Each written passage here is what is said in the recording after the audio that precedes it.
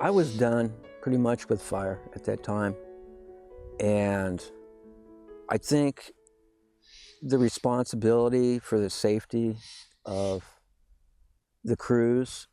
Now, I can always make people work safely, but it's the dynamic when you throw in a moving fire and maintaining your safety zones and escape routes and maintaining your communications. It was just, I always prided myself, I was good at logistics, but I just decided that was enough. I ended up spending a year in Alaska, and I decided that it's pretty dark for a lot of the year, and I don't handle that too well. So I was going to come back down to Oregon and go back to school. I'm continually going back to school. It's a theme.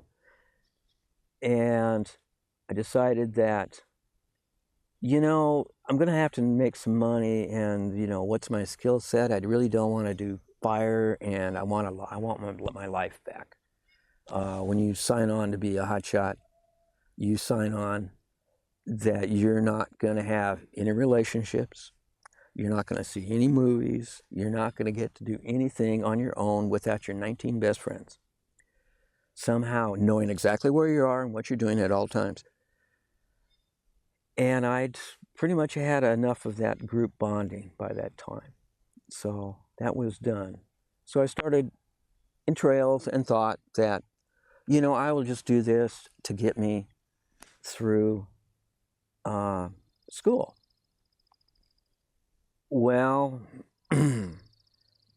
27 years later, I decided I was done humping the hills, and I'd had it up to here with people adding all these wilderness areas that I have to maintain with a crosscut, and then wondering why the trails are not being logged out. They don't seem to equate open trails with power equipment. They associate clear cuts with power equipment. And when you have 4 people and 200 miles of trails to maintain in a small window of time, you try to use every tool you have in the book.